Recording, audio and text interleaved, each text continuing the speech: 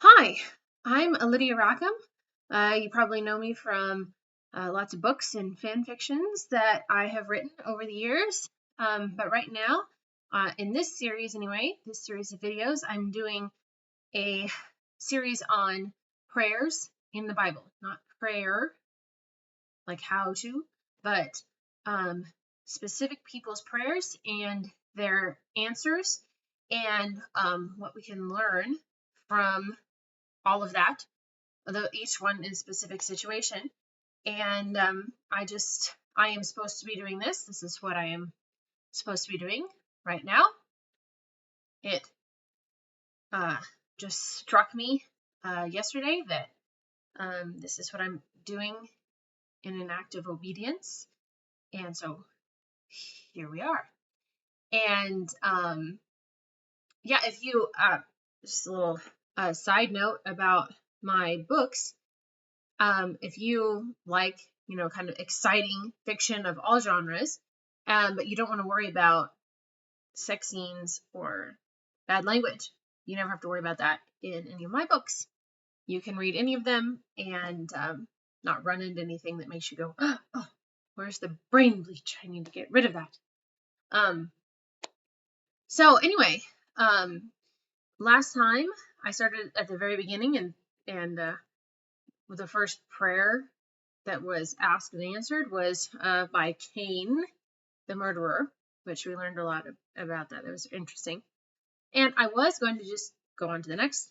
But as I was thinking about it for some reason,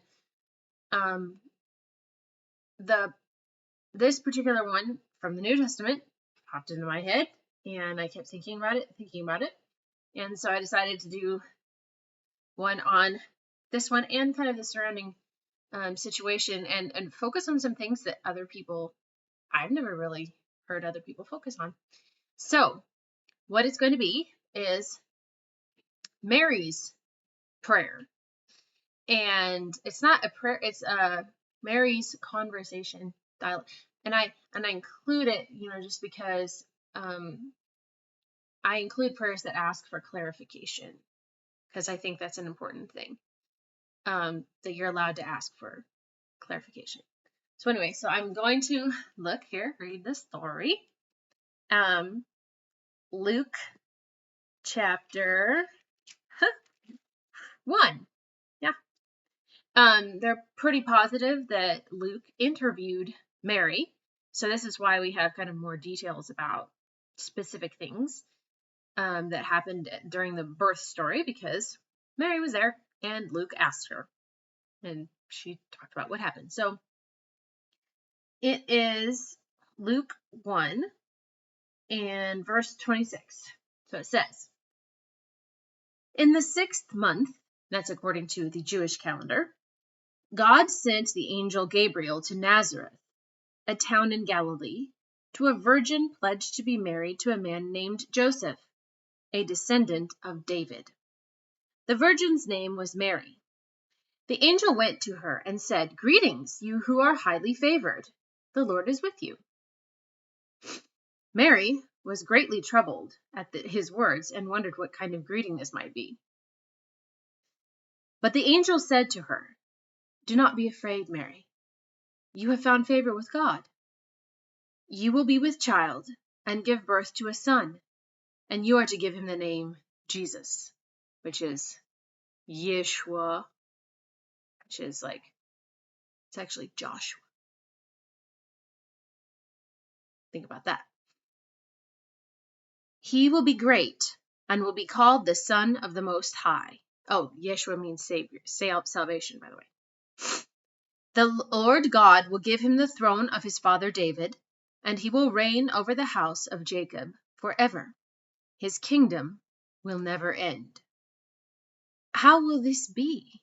Mary asked the angel, "since I'm a virgin?" The angel answered, "The Holy Spirit will come upon you, and the power of the Most High will overshadow you. So the Holy One to be born will be called the Son of God. Even Elizabeth, your relative, is going to have a child in her old age, and she who was said to be barren is in her 6th month. for nothing is impossible with God." "I am the Lord's servant," Mary answered. "May it be to me as you have said." Then the angel left her. Interestingly, Mary,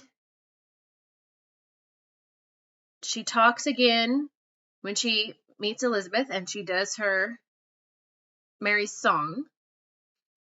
"My soul glorifies the Lord, and my spirit rejoices in God my Savior, for he has been mindful of the humble state of his servant. From now on, all generations will call me blessed, for the Mighty One has done great things for me. Holy is his name." A lot of it sounds like a psalm. There's a lot of psalms that are like, "This great God has looked with favor upon me and lifted me up and made great promises to me. God has done these amazing things for me." It's not very long. And then Mary doesn't talk again until, like, she talks, but like recorded until until the Home Alone moment. Until oh yeah, where is that? It's all the way when it's not in here. It's not in Luke, but it's when they left Jesus in Jerusalem. She and Joseph are like, "Oh, he's with Uncle Abraham." "But he is? Are you sure?" And then you go over to Uncle Abraham, and it's like, "Hey, where's Jesus? I thought you had him." Jesus. Whoops. That was a big mistake there. the most important kid that has ever been born. We lost him. That had to have been so scary for her. And Joseph, like, what if we lost the kid? And then we don't hear anything again from her speaking until the wedding at Cana, asking about, "Hey, can you do something about the wine situation?" I think that's the last time we hear a quote from Mary. She doesn't talk very much. Excuse me, I've got springtime allergies. But yeah, Mary doesn't talk very much. So that prayer is often contrasted with the prayer of John the Baptist's father, because they sound similar. Because he said something like, "How's that going to work?" And then she's like, "How's that going to work?" But it must have been something kind of in the tone,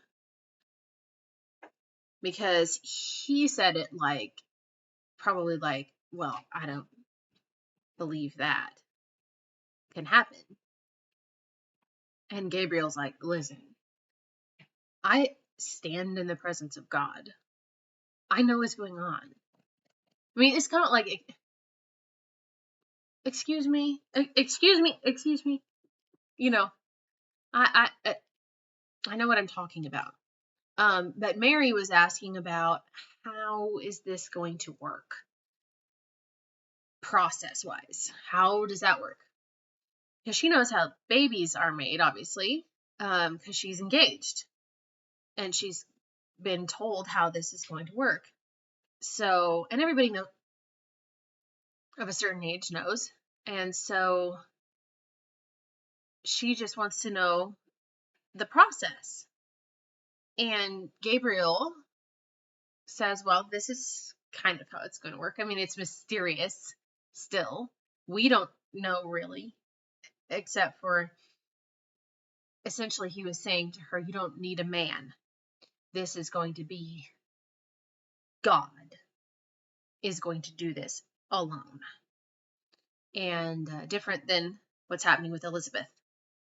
But he told her about Elizabeth so that she could go visit Elizabeth and talk with another woman about this supernatural thing that was going on. Because obviously I really don't know how accepting Mary's family was of this situation. She could tell them all that she wanted, but she was still probably only 14 or 15 years old, and they weren't going to believe her. Luckily, she wasn't stoned, because that could have happened. And she was not stoned because of Joseph. And he's kind of the one that I wanted to, that has been coming into my head.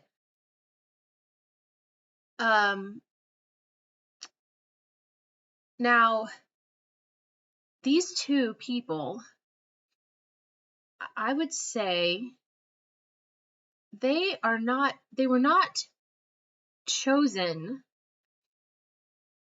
because of their merit, anything that they had done, anything that they, of their character necessarily, of that alone, because there were plenty, I'm sure, of worthy men and like of righteous, humble, faith-filled young women and young men in Israel, or the whole world at the time. Of course there were. There were many. There were the parents of all the disciples, like Zebedee. You know that he raised his sons to be looking for the Messiah. So he, you know that, and John and James's mother was there at the cross. So they were faithful people, and they would have been around the same age as Mary and Joseph, but they were off in Galilee and Nazareth, and you know that, and not of the right tribe. See, that's what I'm getting at. These two, Mary and Joseph, were the right people because it was the right time. And if you think about how strategic everything was, she had to be a virgin because the sin and everything passes down through the man. Plus, God wanted to do an impossible thing, clearly, because that's what Gabriel said, nothing is impossible with God. So he wanted to make it very supernatural, like this is not anything that a human could do at all, never. This has to be a divine intervention. So, and this is a whole new thing. Like, oh, I'm doing a new thing. So, she had to be a virgin. She had to be a blood descendant of David because of the promise that God made to David that he would have a man sitting on the throne of David forever. So that was going to be David's completed promise, was the Messiah was going to come from his bloodline. So Mary had to be a virgin who was a blood descendant of David, but she couldn't just be a virgin who was in her father's household, because God knew what was going to come because of his birth, meaning Herod and him wanting to kill him. So that she had to have a man there who can take her away to be safe in Egypt, who is free to do that. And a father, like if he was married and had other kids, couldn't just rip up his entire livelihood and everything, or it would be much more difficult for that to happen. He might be a lot more reluctant to do that. And it's like, we're running away to Egypt, okay? So she was strategically chosen, and well, it like clunk, it had to happen right there with her, because she also had to be engaged to someone who was going to take her to Bethlehem, because he had to be born there when she was due. So the census was happening. So the timing of this had to happen very specifically. So she had to become pregnant at a very specific time, right after she had become engaged to a man who was of the line of David, who was going to be taking her to Bethlehem, because he was a descendant of David, so he would have had to go. And then because they're engaged, he has to take her along. But they couldn't have come together yet. They couldn't have consummated the marriage yet. So it all had to happen like bam, bam, bam, like clockwork. And he had to be also a righteous man who was attentive to the voice of God. He had to be a man who was a young guy, so that he could do this journey and do all this other journey, and go all the way, march all the way down to Egypt, and be strong to protect. Also, I know that some people think that like Joseph was this old guy. That doesn't make any sense, because he's got to be he's the protector.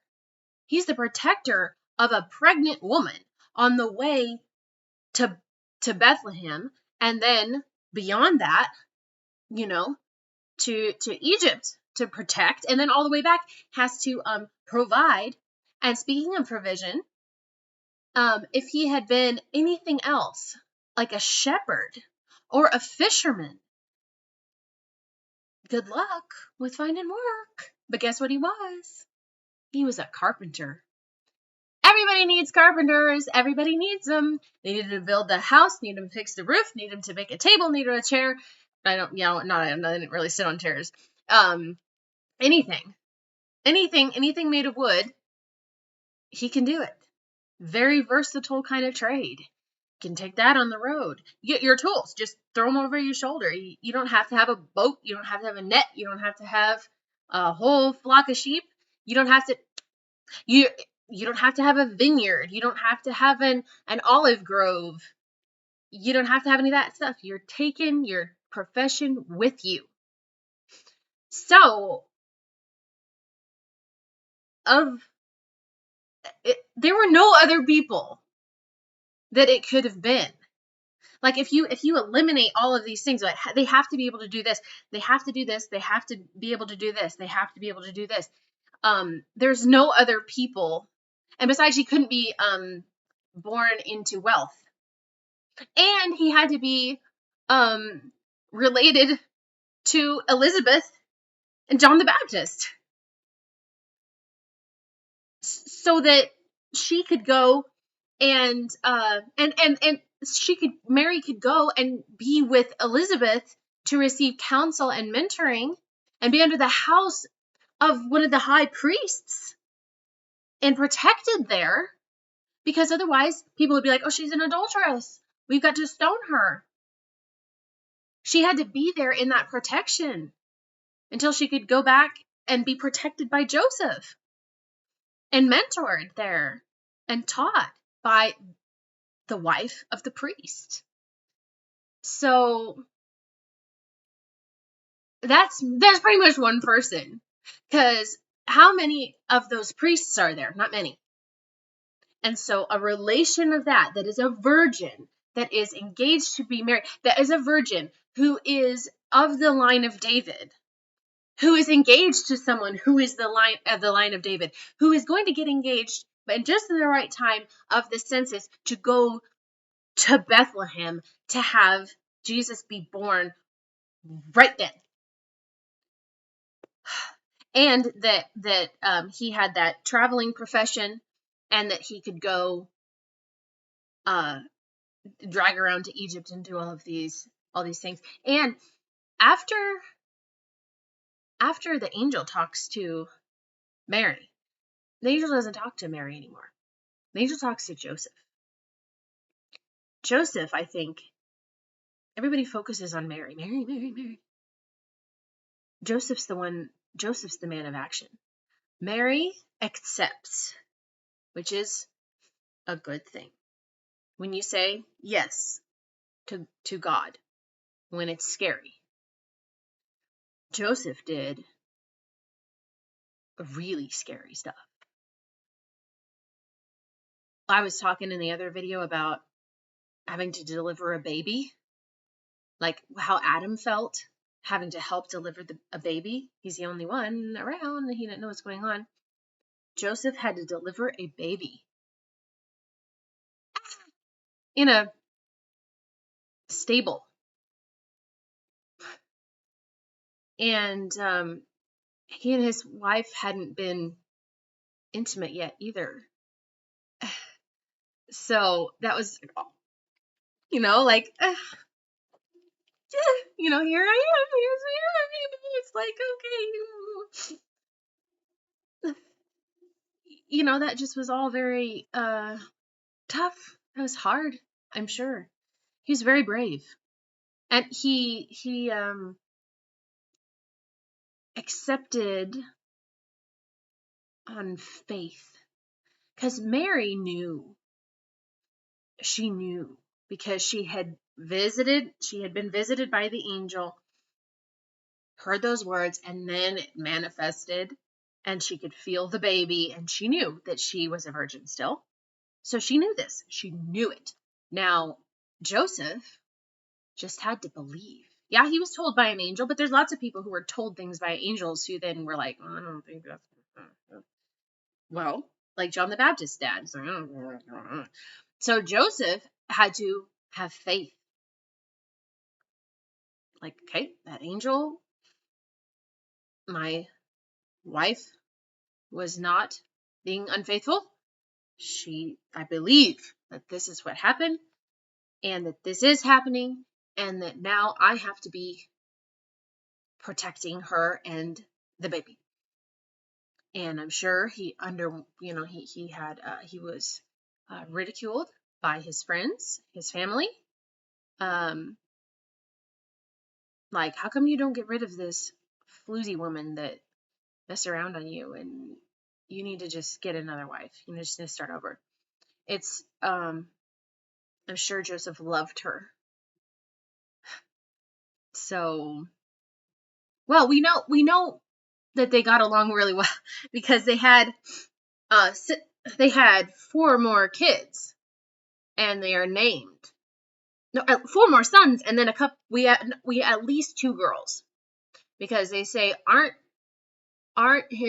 Jesus's brothers here? I think they're Joseph, Judas, something. There's 4 boys, and I said aren't all his sisters? So they have several. They have many kids. Jude. That's another one.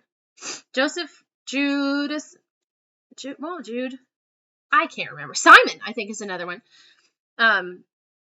So they had a bunch of kids after Jesus. Which, yeah, I'm sure Joseph had to work really hard to maintain all those guys.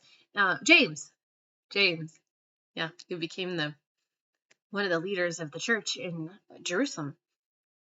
Anyway, sidetrack. But yeah, Joseph became the man of action, became the listener. He was warned to go to Egypt, and then he was told to come back because the people that wanted to kill Jesus were dead. But then he was afraid because of Herod's son, and so he settled in Nazareth, another little town. But I don't think that probably broke all their hearts, because I'm sure that they weren't getting along well with their family anyway, either one of them, because they were disgraced. And so they went to live in Nazareth, which, everybody says, how can anything good come out of Nazareth? So the people with a reputation went to the place with the reputation. It just kind of shows you what God can flip around. But it also shows that timing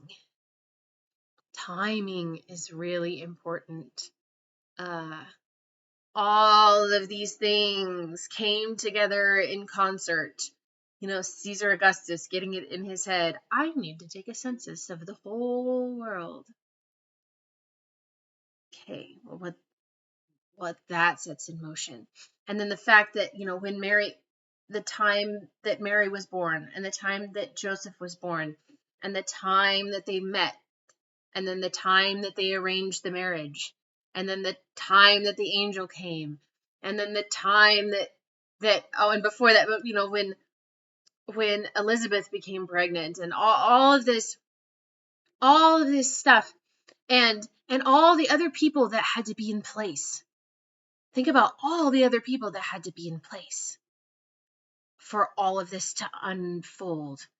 All the disciples had to have been born and prepped, and Caiaphas had to be in the position that he would become then the high priest, who would then have the freaky prophecy that it was better for one man to die for the whole everybody. Then that's a true prophecy, by the way. He just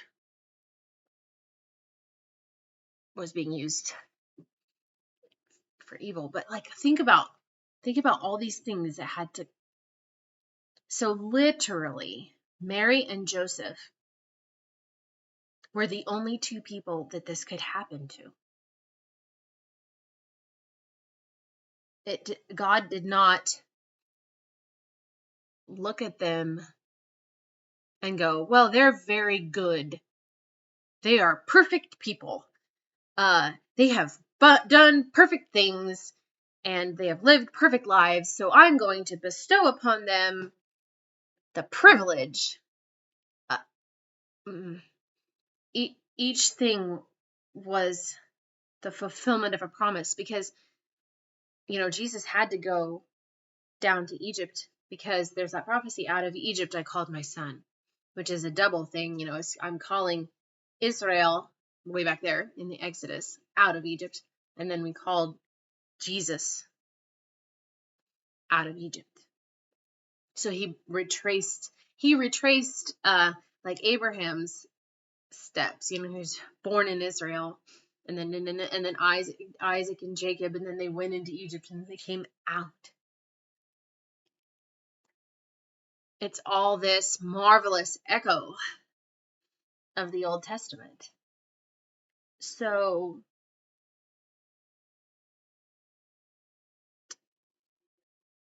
what I think we can learn from Mary and Joseph is, listen.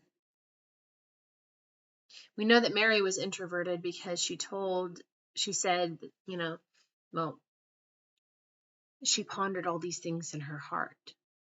That's what introverts do. They think about everything quietly. So she is kind of a shy gal. And then Joseph listened, and he took action when he was supposed to.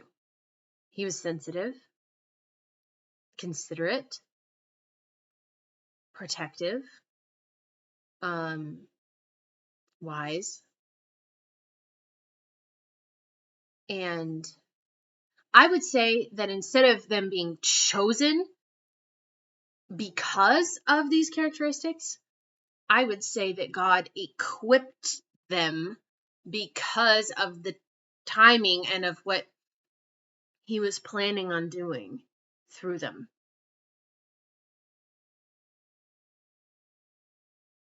And Gabriel told Mary what was going to happen to her. So I don't really think that but she could have argued. We can all argue. She could have said no. I would have been interested to see if if she had objected in some way, what the conversation would have been. Like, because God knew her character. And so I don't, it's in summary. I think that maybe he was probably subconsciously preparing her for something important, mentally, all her life. Working with her and preparing her. You know how some people just kind of have a feeling? It's kind of like that, like that Luke Skywalker feeling. Like he's like, I'm not supposed to be on a farm. I'm supposed to be out there doing great things and fighting great battles. I just have this feeling inside of me, even though he doesn't know anything about his lineage or anything like that. He's like, I just got this feeling. Well, maybe Mary had that too. There's just this kind of, I something's gonna happen. I just know it. Something deep inside of me is I just know it. So then when that kind of happened, she was probably like, well, that's not quite what I expected, but so how's that gonna work? And then he's like, well, and then here's your helper. Just like Moses did, Moses and Aaron. And so here's your helper. And then she's like, well, whew, okay. And sometimes you need sometimes it's got to be a teenager because they don't know quite yet how really scary that is. It's maybe why you send young men to war, like real young men, because the older men might be like, yeah, they're shooting at me, but like the young men are like,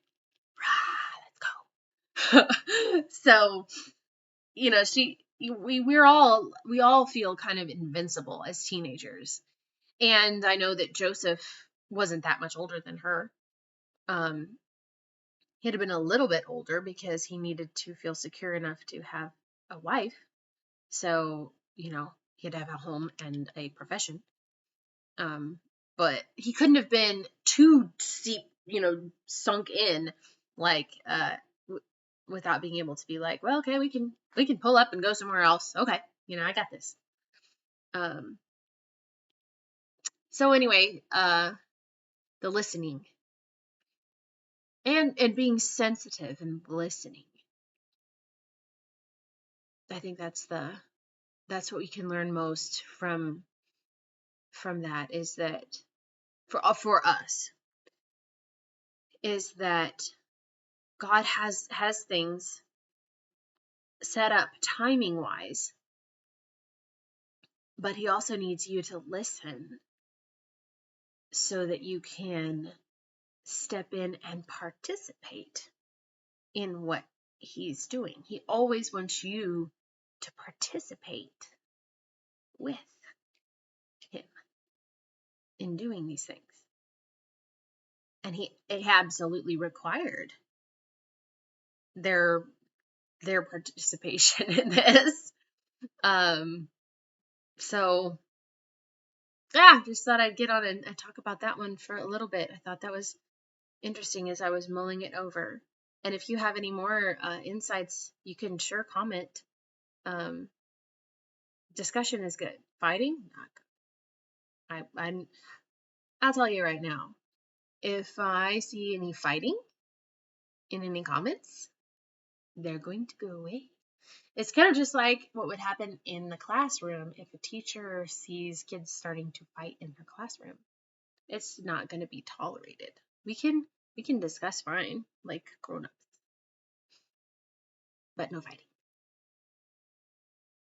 Anyway, so yeah, I'll be doing more of these videos. If you find them interesting or helpful, subscribe so that you don't miss any. And if you need any prayer about anything, let me know. I'm ready. See you next time.